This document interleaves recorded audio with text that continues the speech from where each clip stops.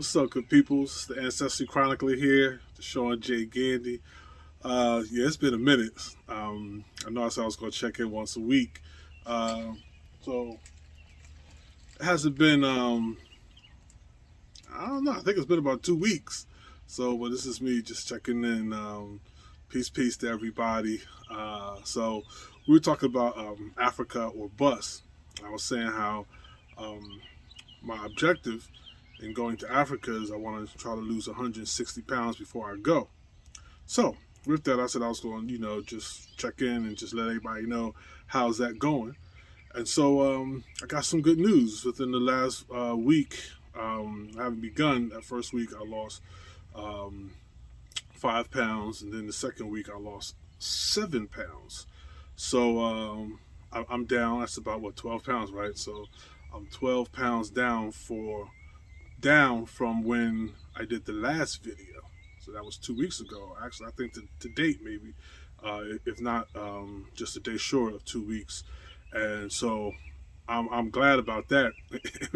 Funny thing is, uh, I told my mom how much weight I lost this week, and no lie, my mom's response was, "That's it."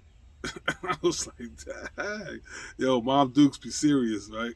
But nah, but she said she's happy for me and she's proud of me. But that was her first response was, "That's all." I think it was like, "That's all," or "That's it," something to that effect. I was like, dang, Mom Dukes don't be playing. I was like, yes, Mom. Like, yes, that's it, that's all. Um, but so I'm still treasuring through. I'm still knocking it out. Like I said, for me, man, it's Africa or bust. And so this is what I'm doing. One of the things that I'm doing to prepare myself, health wise, anyway. The body's a temple, the temple of the Lord. And God gave us this body, and He wants us to take care of it. So just trying to take care of my temple, my body. And yeah, I had a doctor's appointment today too. So I got a good report from the doctors. I was like, yo, like, her only recommendation was like lose weight. I was like, yeah, that's what I'm talking about. Yeah.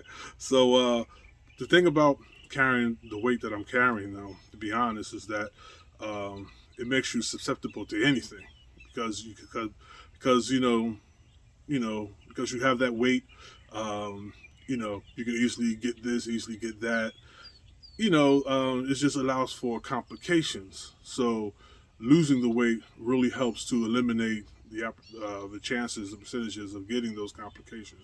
So it's really in my best interest, not just to look like an African warrior god, a Zulu king, Shaga, uh, but also just to take care of my body as his temple, and to put myself in the best position. There's three things that contribute to health, whether it's bad health or not, or is but whether it's good health or bad health, is aging, and I can't do nothing about aging. You know, the other thing is I think they call it gender. Um, Gender something. I forgot what the doctor said. It's like men are susceptible to this versus women being susceptible to that, and then until a certain age, the women become susceptible to something that men were only susceptible to. So you got all that thing playing, and so I'm a male. I can't control that. Um, in a manner of speaking, I can't control that. I got a Y chromosome, so so the only thing that I can control is my weight. So that's my duty. That's my responsibility to take that in hand and to do something with it. Because, like I said, when I go to Africa, I want to make sure that I don't got to get that extender, that seatbelt extender. Be like, you can hold on to that, because and also just being comfortable, sitting in the chairs. That flight, I don't know if it's 10 hours or more, going to Africa. That's a flight right there. Um, so that's a beautiful thing. And you know, um, I got friends who people I know who do trips to Africa. One of them is Jay Cameron. He's a friend of mine. He's of Maximum Travel Impact. Maximum travel, maximum impact. Maximum impact travel. Man, he's gonna get me. But I think it's maximum impact travel. And he does trips to like Ghana. Man, he's doing trips to about I could be small on the numbers, but at least about 8 locations right now on the continent. He's doing he sponsors trips out there through his company. Also, the company I work for, African Ancestry, they do trips to Sierra Leone for African Ancestry family reunions, and for those who's tested with African Ancestry and their results came back Sierra Leonean. Those test takers can get dual citizenship with Sierra Leone.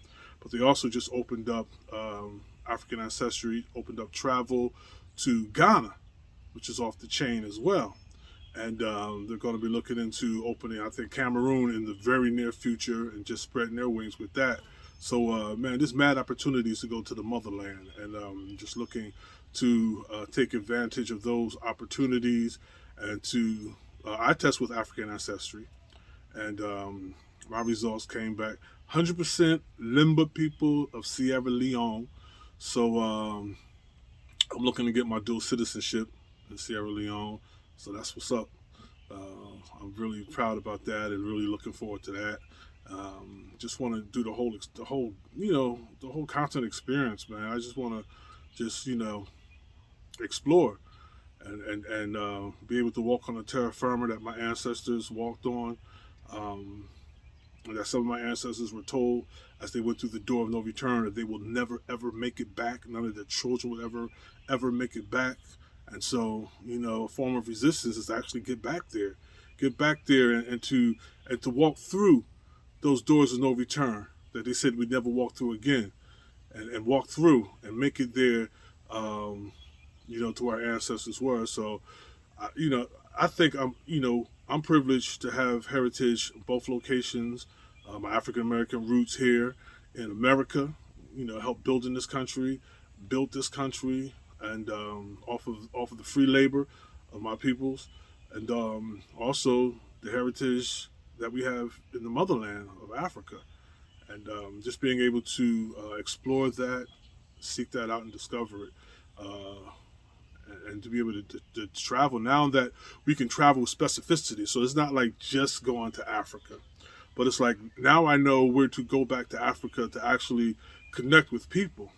And so, I tested with Ancestry.com, and I got 75% African, 25%, was 24% European, and then like 1% like Jewish and some other things and stuff like that. But just being able to go back to Africa with specificity.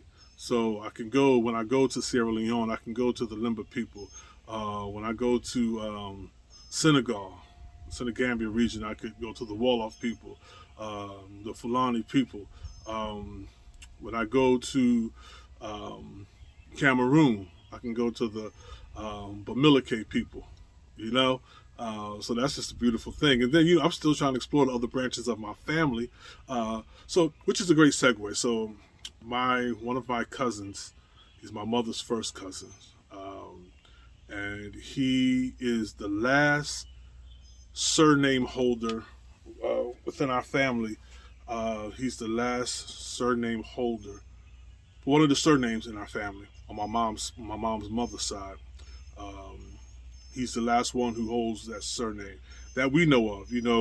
Relatives that we know of that we can put our hands on and we can talk to. I'm pretty sure there's others that I just don't know because I have to go back to my great granduncles, and look for their sons and stuff like that. So, but just out of a relative that I know, he's the last one that bears the name, the surname. And so God forbid, but when he passes away, and he had 2 daughters, so when he passes away, the surname, as far as we know, goes away with him. So for Father's Day, I got him the African Ancestry test, and he's willing to take it. He was like, he says, all I got to do is just swab my cheeks. He was like, cousin, count me in. That's all I got to do. He said, I thought she was going to tell me that I need to get a needle or something like that. He says, because every time I get a needle, I get a lollipop afterwards. So all you got to do, Unc, is just swab the cheeks. We'll take everything from there. So he's willing to do that. So I'm excited about that. That's his Father's Day gift to my cousin. I'm really, really, really excited about that. And then on that note, on that same line, my cousin and my mother, that's my mother's first cousin, but on his father's mother's line. So, okay, yeah, his father's mother's line and my mother's line, which are the Bamileke people of Cameroon. Um, my second great grand uncle, which we normally say your third great uncle, but the technical term is second great grand uncle. His name is Tillman Malcolm, and I discovered that doing research on the family that he was a Buffalo Soldier. Yeah, he's a U.S. Buffalo Soldier. He served in the 10th Cavalry. He served in the 10th Cavalry. And he was actually stationed in Cuba. He was stationed in Nebraska, stationed in other places. And so I was like, stationed in Cuba? Like, why was he stationed in Cuba? You know, um, and then discussing that with my dad, who's a historian. Of course, he popped it off like it was nothing. He was like, he was in the Spanish American War. I was just like, let me look that up. I looked it up. I was just like, oh, Pops was right. He was in the Spanish American War. Um, so he was stationed over there in Cuba, and he fought over there. So that just like really, really, really piqued my interest, especially because he's the grandchild of African-born Malcolm. So it's just a beautiful thing. So we got African-born Malcolm being born in Africa, coming over to Charleston, South Carolina. Um, then we have his son, Andrew Malcolm, who, for all intent and purposes, Andrew Malcolm wrote to his son, or shared with his son, and that son wrote it to his grandson, that his first family was ripped away from him. He was separated from his first family. And he didn't know where they were, and that happened during enslavement. And then, after emancipation, we got Andrew Malcolm, which is African-born Malcolm's son. We got him signing the paperwork, voter registration. So, and I think he was actually in charge of it. Like, he actually helped set it up. So you just see that, from being enslaved, his father, being enslaved and brought over from Africa, and then his son is an American Buffalo Soldier. So that's exciting. And I just want to do some more research on Tillman Malcolm, U.S. Buffalo Soldier, 10th Cavalry, fought in the Spanish-American War. So now every time I hear that song, Buffalo Soldier, I'm like, yeah, Uncle Tillman. Uncle Tillman.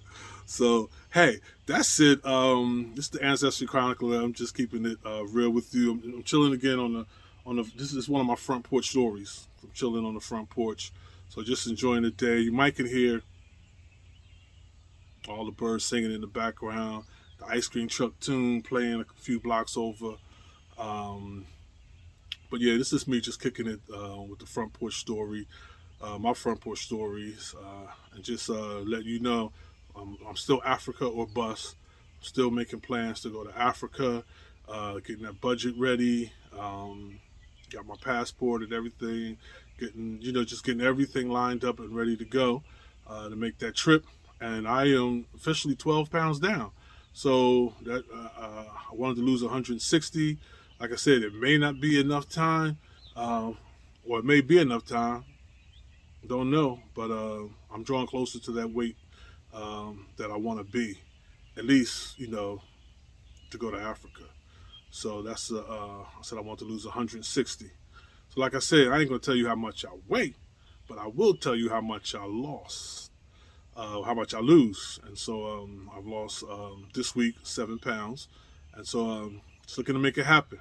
All right, good peoples. Once again, the Ancestry Chronicler, Deshaun J. Gandy. I'm Africa or bust. That's what I'm trying to do. make it to the motherland.